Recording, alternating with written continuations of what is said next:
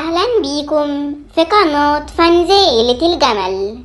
قبل ما نبدأ الفيديو ما تنسوش اللايك والاشتراك في القناة عشان يوصلك كل جديد.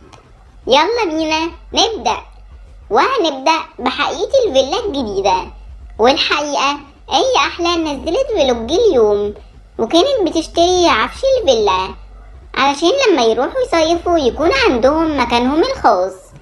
وتقريبا يا أجمل فانز إن الفيلا دي هتكون بتاعت مستر أحمد وآية أحلى، وهنتأكد من الخبر وهنقول لكم إن شاء الله. ودلوقتي هنعرف حقيقة سرقة شنطة سلمى. والحقيقة الأسطورة نزل فيديو اليوم، وكان يوم 13/8 يوم عيد ميلاد بيبي هند. كل سنة وانت طيبة يا هند. والأسطورة فرح بيبي هند ووداها حديقة الحيوان، والعيلة كانت مبسوطة جدا. وبعد كده راحوا المول، وسلمى دخلت محل اللبس وشنطتها اتسرقت.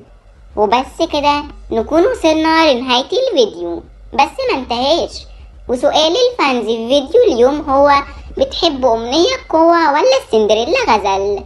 قولولنا في الكومنتات علشان هنطلع تعليقاتكم في الفيديو الجاي. وبس كده وصلنا لنهاية الفيديو، هسيبكم مع تعليقاتكم. سلام.